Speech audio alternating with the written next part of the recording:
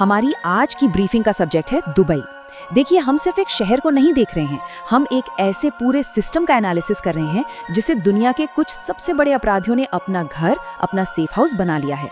तो हमारा मिशन क्या है? हमारा मिशन है ये समझना कि ये सिस्टम काम कैसे करता है और सबसे जरूरी, इसे बनाया कैसे गया। ये सवाल ही हमारी पूरी इन्वेस्टिगेशन का कह सकते हैं कि शुरुआती पॉइंट है। सोचिए, एक ऐसी जगह जहां वो भगोड़े जिन पर अरबों डॉलर का इनाम है, वो आलीशान विला में रह रहे हैं, दुनिया की सबसे महंगी गाड़ियों में घूम रहे हैं। और ये जगह कोई दूर दराज का आइलैंड नहीं, बल्कि दुनिया के सबसे मॉडर्न और कनेक्टेड शहरों में से एक है, दुबई। ये जो लिस्ट आप देख रहे हैं, ये हमारी हाई वैल्यू टारगेट लिस्ट का बस एक छोटा सा हिस्सा है। इनमें से हर एक नाम के पीछे हजारों पीड़ितों की कहानियां हैं। डैनियल किन्हान, जिसका ड्रग्स का कारोबार यूरोप में न जाने कितने परिवारों को बर्बाद कर रहा है, या गुप्ता ब्रदर्स, जिन पर आरोप है कि उन्होंने साउथ अफ्रीका के खजाने से अरबों डॉलर लूटे, वो पैसा जो स्कूलों और अस्पतालों में जाना चाहिए था। या फिर सौरभ चंद्राकर, जिसके महादेव बेटिंग ऐप ने भारत में अनगिनत लोगों की जिंदगी भर की कमाई डुबो दी। सवाल ये है कि ये सब के सब दुबई में ही क्यों हैं? जवाब सीधा है, क्योंकि वहाँ का सिस्टम उन्हें इसकी इजाजत देता है। अच्छा, इस सिस्टम को समझने के लिए हमें थोड़ा पीछे जाना होगा, इसके इतिहास में। ये जानना बहुत जरूरी है कि मोतियों पर गुजारा करने वाला एक छोटा सा गांव आज दुनिया की सबसे बड़ी फाइनेंशियल पनाहगाह कैसे बन गया। देखिए, दुबई का जो ये ट्रांसफॉर्मेशन है ना, ये जरूरत और मजबूरी से पैदा हुआ था।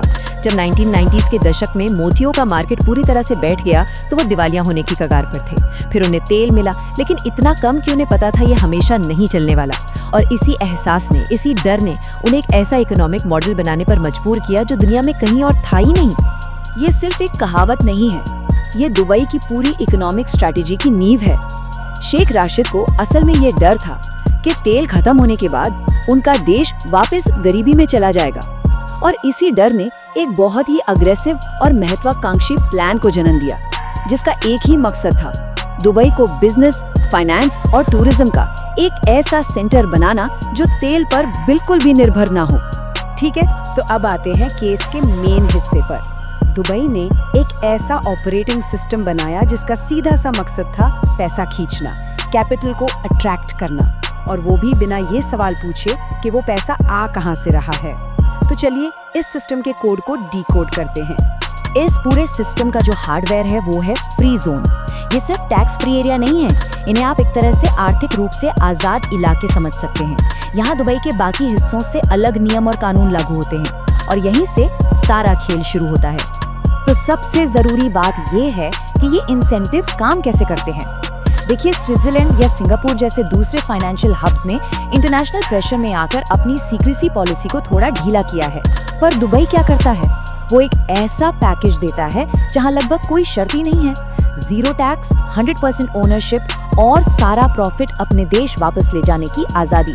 ये एक ऐसा माहौल बनाता है जो बिना सवाल जवाब के पैसा एक्सेप्ट करता है। और ये था असली गेम चेंजर। इस एक कानून ने मनी लॉन्ड्रिंग के लिए सबसे बड़ा दरवाजा खोल दिया, जो था रियल एस्टेट। अब गुप्ता ब्रदर्स जैसे लोग साउथ अफ्रीका से लूटे हुए पैसे से सीधे दुबई मरीना में पेंट हाउस खरीद सकते थे और अपने काले धन को एक चमचमाती सॉलिड प्रॉपर्टी में बदल सकते थे, जिसे ट्रैक करना लगभग नामुमकिन था। चलिए आगे बढ़ते हैं और देखते हैं कि ये कैसे बिल्ड होता है।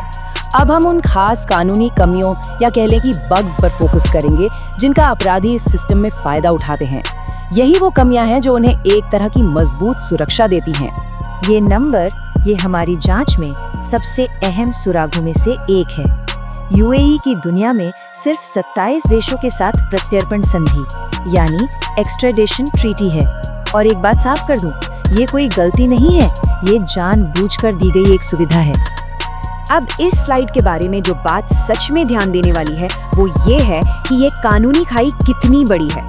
आप इसे अमेरिका से कंपेयर कीजिए, जिसकी 100 से ज्यादा देशों के साथ ट्रीटी है। ये चार्ट साफ साफ दिखाता है कि 160 से ज्यादा देशों के अपराधियों के लिए दुबई कानून से बचने का एक किला है। उन्हें पता है कि अगर वो एक बार यहाँ पहुँच गए तो उनके अपने देश की एजेंसियां उन तक नहीं पहुँच सकती। और ये सेफ्टी लेयर्स और भी गहरी हैं।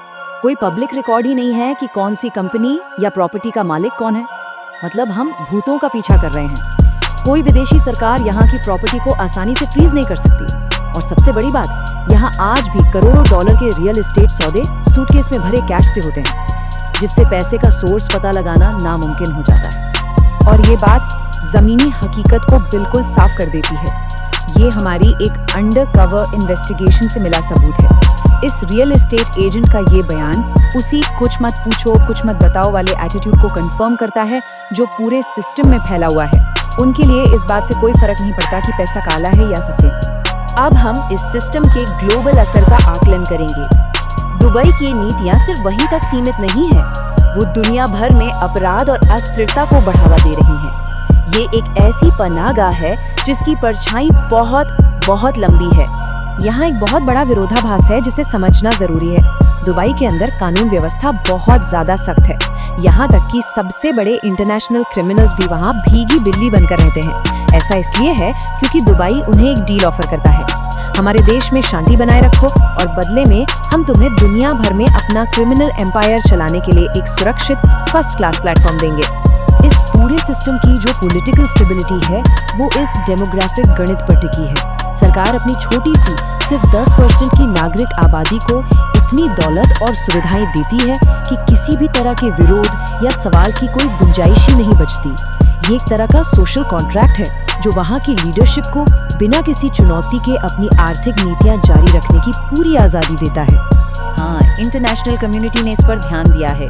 2022 में फैटएफ की यूएई को ग्रे लिस्ट में डालना एक बड़ी वार्निंग थी। इसके जवाब में दुबई ने कई नए कानून बनाए और 2024 में वो लिस्ट से बाहर भी आ गया। लेकिन हमारी ग्राउंड इंटेलिजेंस बताती है कि ये ज्यादातर दिखावा है। कागज पर कानून बदल दिए गए हैं, लेकिन वो बुनियादी कमियां जिनका हमारे टारगेट्स फायदा उठाते हैं वो आज भी वैसी की वैसी ही हैं। तो इस टास्क फोर्स के लिए फाइनल सवाल ये है, क्या हम एक लेजिटिमेट फाइनेंशियल सेंटर से डील कर रहे हैं जिसके कुछ अनचाहे साइड इफेक्ट्स हैं, या फिर ये एक ऐसा सिस्टम है जिसे डिजाइन ही दुनिया के सबसे गंदे पैसे को अट्रैक्ट करने और उसे महफूज रखने के लिए किया गया है? जो सबूत हमने पेश किए हैं वो एक सोची समझी डिजाइन की ओर इशारा करते हैं।